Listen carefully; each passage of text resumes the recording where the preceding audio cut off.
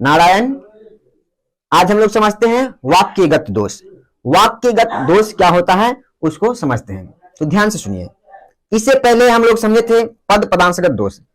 तो पद पदांशगत दोष क्या होता है? जो पद में दोष दिखाया जाता हो उसको कहते हैं पदगत दोष। लेकिन जो दोष वाक्य में दिखाया जाता हो उसको कहते हैं वाक्यगत दोष। जो वाक्य में दिखाया जाता हो वह वाक्यगत दोष हुआ।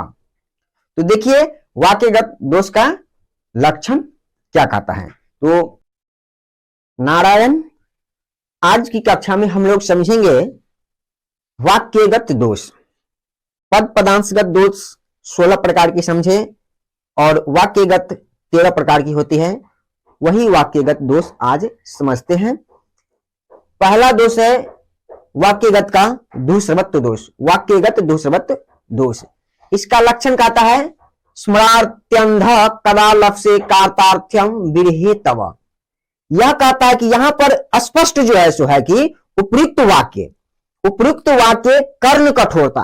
कर्ण माने कान, कठोर मतलब जो अच्छा न लगे वाणी सुनने में। कर्ण कठोरता से सहृदय व्यक्ति जो है उसका भी हृदय उद्गिन्न हो उठ जाता है।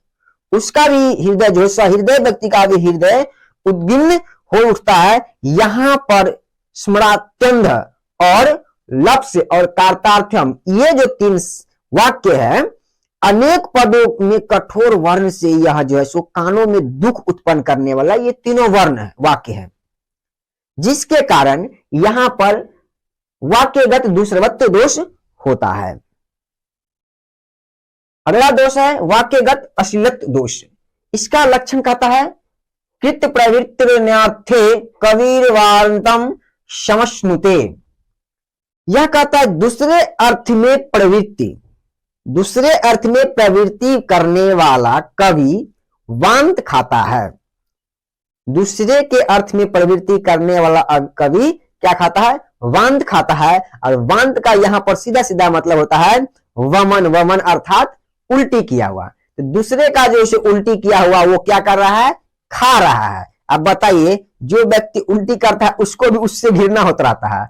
यहां पर कह रहा है कि दूसरे का उल्टी किया हुआ जो खा रहा है, तो यहां पर घृणा उत्पन्न हो रहा है ना, अश्लील बात कहा जा रहा है। इसीलिए यहां पर जो है सो यह वाक्यगत अश्लीलत्व दोष होता है।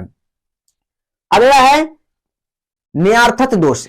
वाक्यगत न्यार्थत्व दोष का इसका लक्षण कहता है उद्यत कमल लोहितेर वक्राभिर्भूषिता तनुः। यह कहता है जहां वक्राओं ने उद्यत अलंकृत किया है, जहां वक्रताओं ने उद्धित कमल लोहित्य से शरीर को अलंकृत किया है। क्या किया है? वक्रताओं ने उद्धित कमल लोहित्य जो के से क्या किया? शरीर को अलंकृत किया है। और लक्षणा करके कमल लोहित्य का पद्म राग और वक्र का वामा अर्थ लिया है, परंतु रूढ़ी और या प्रयोजन के बिना लक्षणा के न होने से यहां पर क्या हो रहा है? तो न्यार्थत्व दोष हो रहा है। अगला है वाक्यगत क्लिष्टत्व दोष। इसका लक्षण कहता है धम्मिलस्य न कस्य प्रेक्षय निकामम कुरंग सावाक्षयः। यह कहता है कि जहां वाक्यगत क्लिष्ट स्पष्ट है, क्योंकि यहां जो है वाक्यगत क्लिष्ट स्पष्ट रूप से है, क्योंकि धम्मिलस्य शोभा प्रेक्षय कस्य मानसम न रज्यति। आदि पद आने पर जो है सो अनव्य में महाक्लेश उठते हैं। इसका जो अनव्य है इसमें महाक्लेश उठने के कारण यहां पर दिखाई दे रहा है कि यह वाक्यगत क्लिष्टत्व दोष है। अगला है वाक्यगत अभिमिष्ट विद्यांसत्व दोष। इसका लक्षण कहता है नेकारो हयमेव में यदरयः। यहां पर अयमेव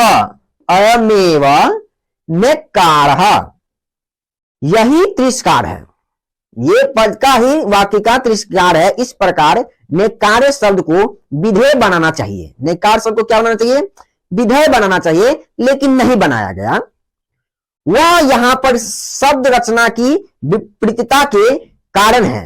कारण यहां पर गौण हुआ है। इस शब्द रचना के विपरीतता के कारण यहां पर क्या हो गया है? गौण हो गया है।